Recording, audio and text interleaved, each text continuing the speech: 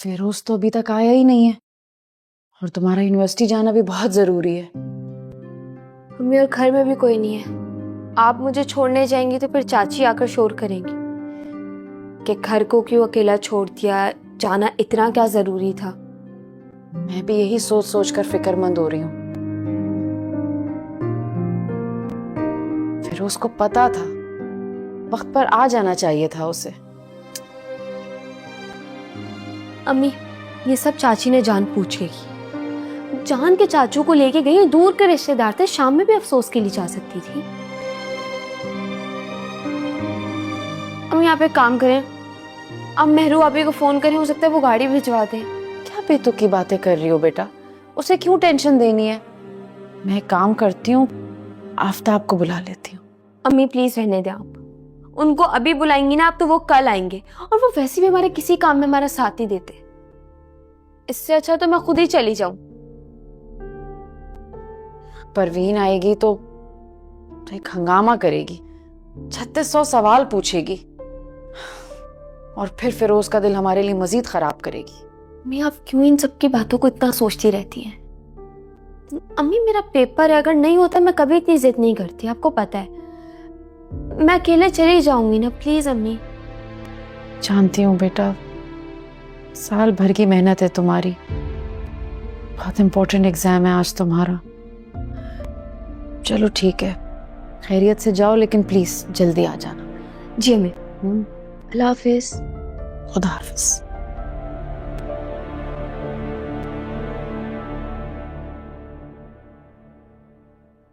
रिफत भी नाश्ते में मेरे लिए 2 बॉयल एग, 1 स्लाइस और ब्लैक कॉफी बना दें। ठीक है।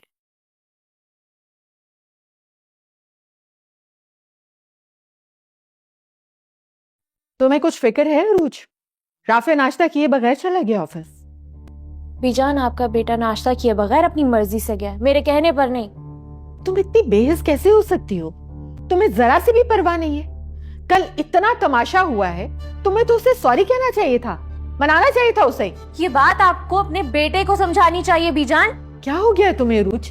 ऐसी तो तुम कभी भी नहीं थी। बीजान आप मुझे हमेशा से जानती है, मैं ऐसी हूँ। जानती थी, लेकिन पहचानने अब लगी हूँ। मैं जब भी तुम्हारे घर जाती थी, तुम इतना ख्याल रखती थी मेरा, इतना प्यार करती थी, लेकिन ये रंग तो मैंने अब देखे हैं तुम्हारे। बीजान अब आप ज्यादती कर रही हैं।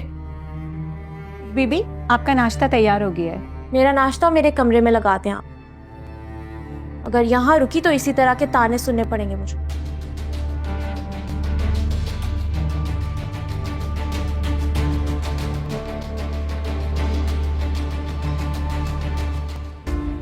ये मैंने क्या कर दिया? अपने हाथों से अपने बच्चे की जिंदगी बर्बाद कर दी। मेरी सगी भतीजी मेरे साथ ऐसा करेगी ये तो कभी सोचा भी नहीं था। क्या हुआ भाई? लगता है कोई मसला हो गया। बाजी रिक्शा खराब हो गया। कितना टाइम लगेगा ठीक होने में? मुझे नहीं लगता कि ये रिक्शा ठीक होगा। आप एक काम करें, दूसरा रिक्शा करवा लीजिए। भाई आप मुझे पहले बताते ना, मेरा आज पेपर है, मैं ऑलरेडी लेट हो गई हूँ। मुझे क्या पता कि रिक्शा अचानक से खराब हो जाएगा। आप एक काम करें, दूसरा रिक्शा करवा ले। ये रिक्शा नहीं चलेगा, आगे नहीं जाएगा ये। बाजी हमारे 500 में बात हुई थी, हम आधा रास्ता तय कर चुके हैं। आप एक काम कीजिए, मुझे 200 रुपये दीजिए और आप दूसरा रिक्शा करवा लीजिए। अच्छा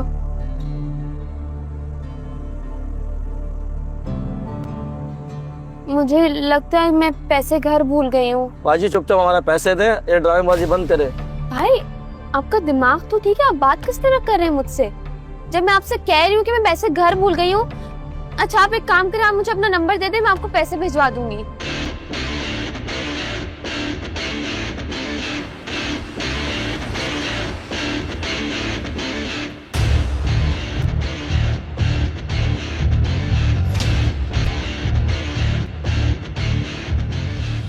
मैं आपको पैसे दे दूंगी भाई। ये क्या हुआ ड्रामेबाजी मुस्कान? बंद करो। क्या हुआ भाई? 200 रुपये देने मैडम को, और मैडम मुझे कह रहे कि मैं पैसे घर भूल के आ गई हूँ। क्या हम क्या पागल है क्या, जो रोड पे निकल के कमाने आते हैं? ओए चुप, बकवास नहीं करनी ज्यादा। ये पकड़ रख। साहब खुले नहीं मेरे पास। रख बाकी। आओ मुस्कान। देखो मुस्कान, अगर नहीं जाना चाहती तो मैं चला जाता। रुकिए, मुझे मेरी यूनिवर्सिटी तक छोड़ दें। आओ।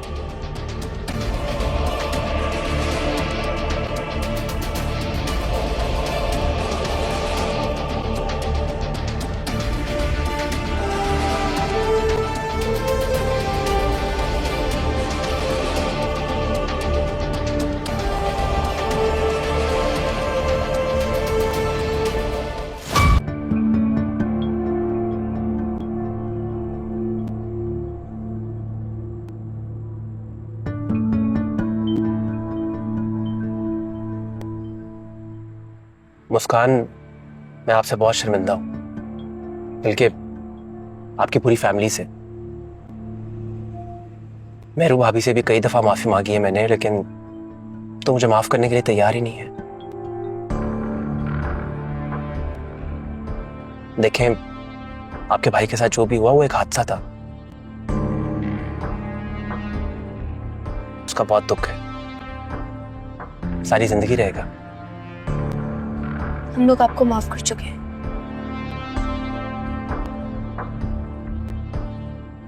क्या वाकई? मुझे तो यकीन ही नहीं हो रहा। आपने हम सब पर बहुत बड़ा एहसान किया। अगर आप उस दिन नहीं होते तो शायद तो कोई और होता,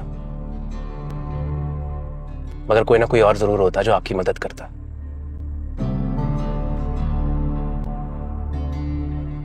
आप बहुत अच्छी हैं मुस्कान। अब मेरा मतलब है, आप मेरी भाभी की बहन हैं। मेरू भाभी इतनी अच्छी हैं, आप भी अच्छी होंगी। तो चाहे मेरे साथ जैसा भी सलूक करें, मैं जानता हूं दिल की बुरी नहीं है। बस यहाँ साइड पर रोक दें। जी।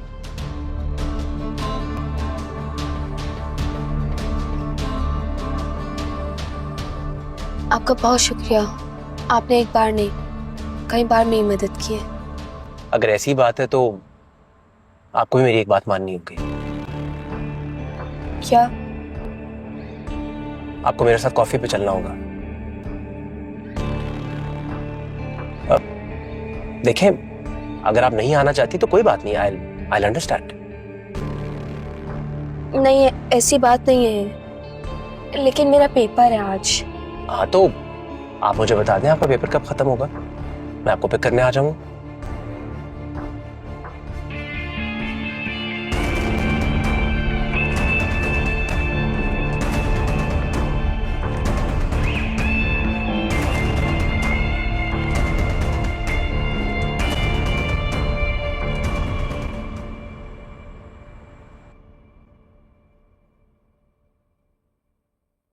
अमल, तुम यहाँ बैठी हुई हो? मैं तुम्हें पूरे घर में ढूंढ रही हूँ। अच्छा सुनो, मैं और तुम्हारे बाबा मिसेस फैजी के घर जा रहे हैं, रात का खाना खाकर ही आएंगे। ओके मामा। अच्छा होता कि तुम भी हमारे साथ चलती। मामा, आपको पता है मैं इस तरह की गैदरिंग्स में बोर हो जाती हूँ। अगर तुम रिश्तेदारों से मिलोगी नहीं बेटा, तो तुम्हें अपने रिश्तेदारों का पता कैसे चलेगा? आप और बाबा रिश्तेदारी निभाएं, मुझे इस झंझट से दूर रखें। वक्त पे खाना खा लेना। अच्छा ओके।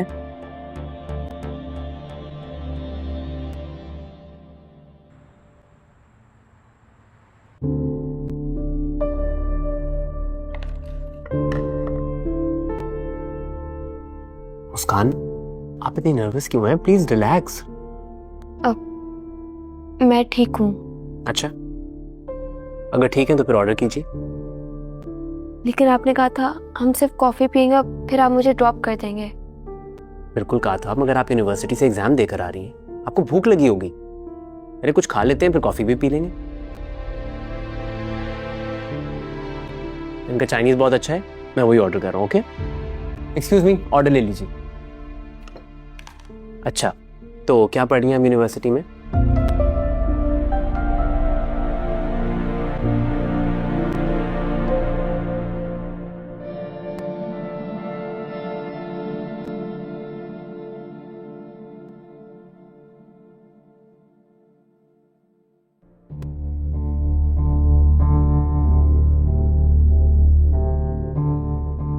तुम अमल से शादी करना चाहते हो ना, कर लो। अगर तुम्हारा दिल मानता है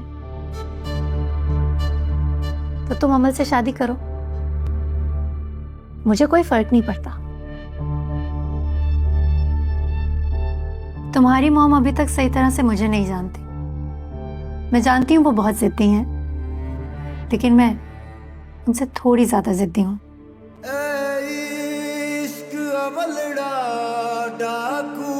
बेबस मैं नहीं, बेबस तुम हो, जो बेबसी में अपने ही दिल से खेल रहे हो।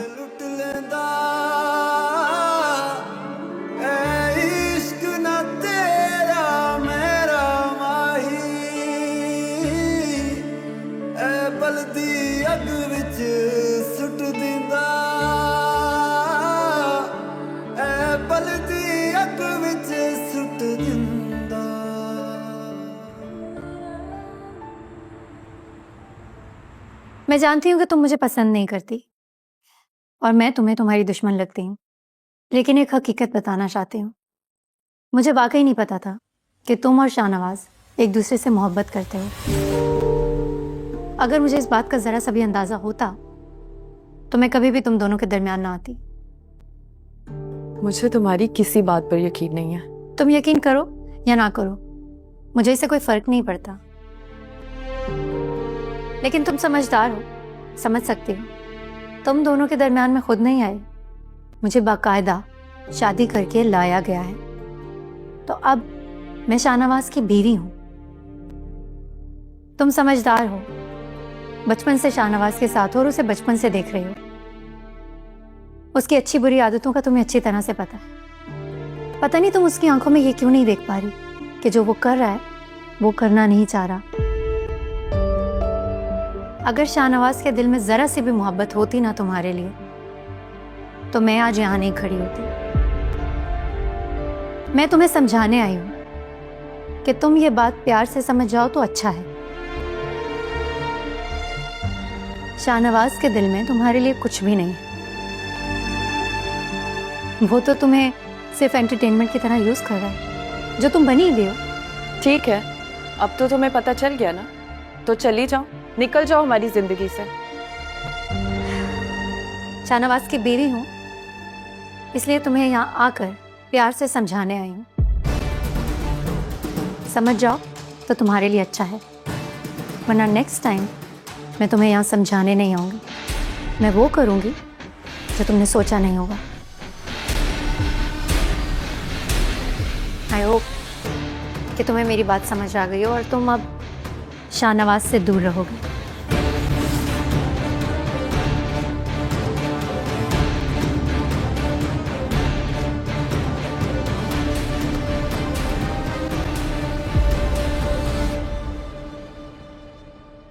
क्यों याद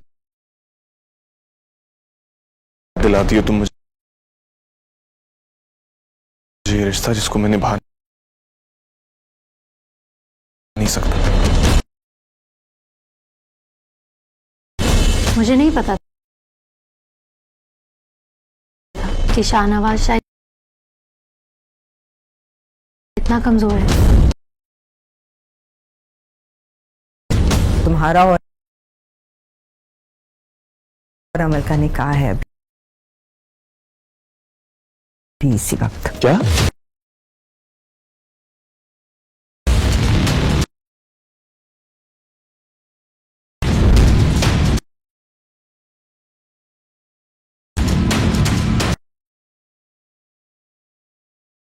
आपका निकाह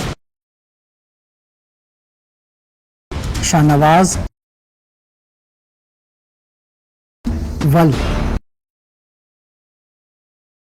सुलेमान शाह के साथ हो रहा है। क्या आपको कबूल है? कबूल है।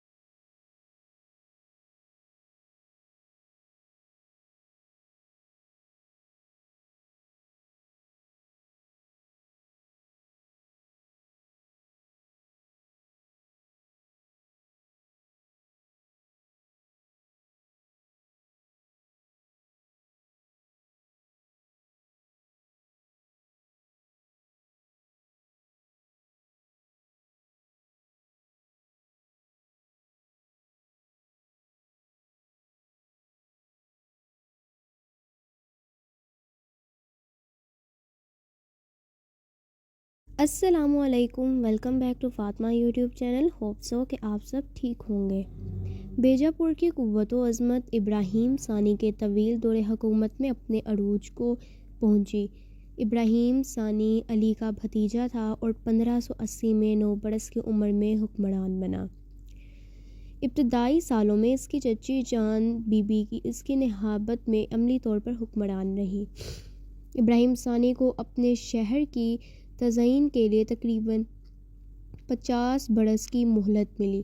चुनाचा उसने शहर में खूबसूरत अमारात इतनी कसरत से बनवाई कि बीजापुर देखने वालों के बयान के मुताबिक 17वीं सदी में इस शहर की आबादी तकरीबन 1 मिलियन और मस्जिद की आबादी 1600 थी। मुबालगा राई के इम्कानात अपनी जगह, लेकिन अंदाज़ा होता है कि सुल्तान ने तमद्दनी ज़िंदगी की हौसला अफजाई के लिए हर मुमकिन कदम उठाया। इसके महलात की आराइश में नालेन और ज़्यादा इम्कान है कि बढ़ती ग़ज़ी मसूरी का भी हिस्सा है। इस वक्त तक पुर्तगीज़ी जनूबी हिंदुस्तान की सियासत में तमद्दन का अहम जज़्ब बन चुके थे। इन्होंने मकाम गवाह हिंदुस्तान का पहला छापा खाना लगाया था, जहाँ से लोनकती और तामिल कुतब छुप कर निकल रही थी। ईसाई मुबलिगीन दारुल हुकूमत में आज़ादाना तबलीग करते थे। मन्ना एजर मसूरी अपने कमाल को पहुंची। इसमें जनूब के शोख और रोशन रंगों और ईरानी नफासत का हसीन इम्तज़ार नज़र आता है। खुद इब्राहिम शायरी और मौसीकी दिलदादा था। उसने खुद शायरी की, जिसका तर्ज़ तरह इम्तियाज़ अरबी फ़ारसी और जनूबी हिंदुस्तान की ज़ुबानों का मिलाप है। हिंदुस्तान इल्मी और मौसीकी की रवायात से मुतासिर होकर इसने एक किताब नोट्स तरतीब दी। इस किताब से इल्म और मौसीकी की रवायात से मुतासिर सूती से इब्राहिम की गहरी और गैर इस्लामी अकीदत का पता चलता है। फ़ारसी शायर मोहम्मद ज़हूरी, जिसका बुरहान सानी निज़ाम शाह से मसूब था, अर्गानिंग कई तमद्दन का अकासी है, ने नोर्स का तारुफ लिखा। ये तारुफ पेचीदा तहसीलात और मौसीकी के रमूज़ किनाया से भरपूर है। इसका अख्तिताम इब्राहिम सानी की मदा में लिखी गई एक मसनवी पर होता है। बहुत सी दूसरी इल्मी तसानीफ़ के अलावा हिंदुस्तानी मौसीकी के खुसूसी मुताले में मुबनी एक किताब किसी शेख अब्दुल करीम ने इब्राहिम सानी के लिखी, जो कई मनीएचरों से आरास्ता है। मुतज़ाद तमद्दनों के इम्तिज़ाज के हवाले से इब्राहिम का अहद अपने मासर अकबर से भी सिवा है। चुनाचा कब कुछ अजब नहीं कि बीजापुर के बाज़ रासिया और अकीदा सोफिया से उसे हदूद इस्लाम में लाने की सही की। बीजापुर पर हमारी बेशतर मालूमात का माहिज़ मोहम्मद कासिम हिंदुशा अलमारूफ बे फरिश्ता की वक़ाए निगारी है, जो इस्तराबाद से होता हुआ दुकन पहुंचा। 1589 में जब गैर मुल्कियों के ख़िलाफ़ मुनाफरत फैली तो वो अहमदनगर से बीजापुर आ गया। उसने इब्राहिम सानी की वफ़ादारी से खिदमत की। इब्राहिम की बेटी की शादी शहज़ादा सलीम के बेटे दानियाल से होना थी। इस सिलसिले में फ़रिश्ता इब्राहिम का एलची बनकर 1604 में मुग़ल दरबार में गया। ताहम बदकिस्मती से अपनी मनसूबा क़यामत के कुछ देर बाद ही दूल्हा कसरत शराब नोशी के बायस हज़ान हमरी का शिकार हो गया। फ़रिश्ता की तारीख़ पर तसनीफ़ के नाम गुलशन इब्राहिमी से ममदू बादशाह का पता मिल जाता है। माँ कबल के अदवार पर यह इतनी मुस्तंद और काबिल भरोसा किताब नहीं जितनी से पहले ख्याल किया जाता है। तब ये हिंदुस्तानी तारीख़ के चंद माहिज़ में से एक थी जिनका अंग्रेज़ी तर्जमा दस्तयाब था। फ़रिश्ते का एक असर अब्दुल कादिर महिउद्दीन इब्ने एदार्स था। इसका बाप तुर्क वतन करके हज़रत मौत से गुजरात आया। ये मासर शख्सियात का सवानहा पर मुबनी एक अहम अरबी किताब अल-नूर साफ़िर का मुसन्निफ़ है। बीजापुर में मौजूदा एदार्स ख़ानदान के दूसरे अफराद ने भी हिंद फ़ारसी तसनीफ़ात के अरबी तर्जमे की खिदमत सर अंजाम दी। इब्राहिम सानी की शादी मोहम्मद अली कुतब शाह की बेटी से हुई थी। इसके छोटे बेटे मोहम्मद को 3 बरस तक जनूब में शिवाजी की क़यादत में उठ खड़े होने वाले मरहटों और शुमाल में मुग़लों का सामना करना पड़ा। वह बिल आखिर मुग़लों का बाजगजार बन गया। बिलाहिर 1680 में नौजवान सुल्तान सिकंदर के अहद में बीजापुर औरंगज़ेब की फ़ौजों के सामने सुरंग हो गया। अदब और मौसीकी के मदाह होने के साथ साथ बल्कि इससे भी ज़्यादा बीजापुर के हुक्मरान तामीरात के शाइक थे। सबसे ज़्यादा मरूफ किन जामिया मस्जिद है। इसकी बुलंदो बाला मेहराब पर नक्काशी और मीनार कार का काम बहुत उम्दा है। इसकी तज़यीन में कंधाकारी भी इस्तेमाल की गई है जो ज़्यादातर अहादीस पर मुश्तमिल है। औलिया और बादशाह के बेशुमार मुकाबिर दुक्नी तर्ज तामीर का अंदाज़ा करने के लिए काफ़ी से ज़्यादा हैं। अपने हम असर बादशाहों में इब्राहीम को फ़नून से मोहब्बत एक इनफरादियत हासिल थी, इसलिए इब्राहीम का रोज़ा इतना शानदार बना हुआ था कि एच किंजा से जनूब में ताज महल का हम मर्तबा करार देता है। आदिल शाह की बनवाई गई सबक और नफीस अमारात के बरक्स इसके मुकबरे का गोल गुंबद दुनिया के चंद सबसे बड़े गुंबदों में शामिल होता है। इसका रुकबा कतर 43.9 मीटर है। इसका फ़र्श दुनिया के किसी भी ज़ेरे गुंबद फ़र्श से रुकबे में बड़ा है। ज़ेरे गुंबद फ़र्श के नीचे जहां बादशाह का जज़्द हाकिर रखा गया था, करबला की मुक़द्दस मट्टी से भी भरी हुई है। इब्राहीम सानी के अहद में बीजापुर एक अहम तबरक लाया गया। पैगंबर का ये मुए मुबारक अतर महल में महफूज किया गया। बीजापुर शिया तमद्दन यहाँ कंधाकारी के नमूनों खसूसन शहर पनाह पर कंधा या अली से झलकता है, लेकिन हम हिंदी इस्लाम के दूसरे मराकज़ की तरह यहाँ भी सोफिया का मजबूत असर व रूस था। दूसरे इलाकों की तरह यहाँ भी अव्वलीन दौर के जहाई औलिया के और सोफिया ने अपना काम किया। इन्हें शुहदा के नाम से याद किया जाता है। बादशाहत के क़याम से पहले भी कादरी, शितारी और चिश्ती सोफिया के शवाहिद मौजूद हैं। कादरसी सैयद हैं अरब से यहाँ 1422 में आए, यानी वो यहाँ उच्च में अरबों की आमद से पहले ही पहुँच गए थे, जहाँ इन्होंने 15वीं सदी में अपना मंसूबा मरकज़ बनाया। लगता है कि कादरियों ने ज़्यादातर अलग थलग ज़िंदगी गुजारी, जबकि चिश्तियाँ ने शाहपुर की टेलों में और इनके इर्द गिर्द अपने हलके कायम किए। नमूर चिश्ती सोफिया और शायर इस इलाके में मदफून है। नक्शबंदिया मुग़ल हिंदुस्तान की तरह जहाँ नक्शबंदिया ने अकबर की इम्तिजाज मज़ाहिब की हुकमत अमली पर तनकीद की थी, यहाँ भी कादरिया और शतारिया सिलसिला के औलिया ने इब्राहीम सानी की हिंदुस्तानियत को कबूल न किया और हर मुमकिन कोशिश की कि बादशाह रासिहा अकीदगी पर लौट आए। रिचर्ड आइम एटन ने अपनी ताज़ा किताब में बीजापुरी तसव्वुफ़ को बड़े वाज़ेह और गैर मुबहम अंदाज में बयान किया है। चिश्तिया की वसीउल मरबी से लेकर दूसरे सिलसिलों के सोफियों की सरगर्मियों तक इसने इनकी ताकत और मुस्लिम तमद्दन में मुख्तलिफ़ किरदारों का जो ज़िक्र किया है, हिंदुस्तान के दूसरे हिस्से के लिए भी हकीकत है। बीजापुर होने वाली अव्वलीन दौर की दुखनी और उर्दू शायरी खासी अहम है। नसर के ज़्यादातर मुखातिब पढ़े लिखते थे, इसलिए ज़्यादातर फ़ारसी में लिखी जाती और इसमें इस्लाहात और दूसरा तराकी की भरमार और तकरार होती, जबकि सूफियाना शायरी ज़्यादातर दुखनी उर्दू में की गई, क्योंकि इसका रुवे सेहन अवामुन्नास की तरफ था। इस सिलसिले के पहले मारूफ मुसन्निफ़ शम्सुल अशाक मेरा जी एक चिश्ती बुज़ुर्ग थे जो मक्का से हिंदुस्तान वार्द हुए। वो अपनी छोटी सी तस्नीम मसनवी शहादतुल किया में मकामी ज़ुबान के इस्तेमाल पर माजरत हुआ है, लेकिन अपने इस नज़रिए का इजहार करते हैं कि कारी को इस किताब की अदना ज़ुबान के बजाय बयान किए गए मुताले पर तवज्जो देनी चाहिए। इसकी कुतब खुशनामा और खुशनिगार की हीरोइन एक खूबसूरत मुत्तकी लड़की है जो दुनिया को बदनज़र हकारत देखती है। इस किताब में मुसन्निफ़ ने रूह को औरत के रूप में पेश करने की हिंदुस्तानी रवायत को अपनाया है। मकामी ज़ुबानों में शायरी करने वाले तकरीबन तमाम सूफ़ी शुअरा में यही रुझान मिलता है। मीरा जी के बेटे बुरहानुद्दीन जानम ने दुखनी रवायत को बरकरार रखा और कलमतुल हक़ और दूसरे मुतासिर की नज़में लिखी। इनके जानशीन महमूद हुशुद्दहन का काम इस एतबार से खासा अहम है कि इसमें राह तसव्वुफ़ के मुख्तलिफ़ मनाज़िर का बयान मारूफ़ुल मज़लूम नामी किताब में बड़ी वसाहत से किया गया है। बुरहानुद्दीन के बेटे अमीरुद्दीनुल्लाह ने जो एक खुश नज़र मुकबरे में मदफून है, अपने दुखनी अकीदे मोहब्बतनामा की वजह से मशहूर है। इस आला सूफियाना शायरी में कुछ और अंदाज़े बयान और मज़ामीन भी मशहूर हुए जिनकी अलामतें रोज़मर्रा ज़िंदगी से ली गई थी।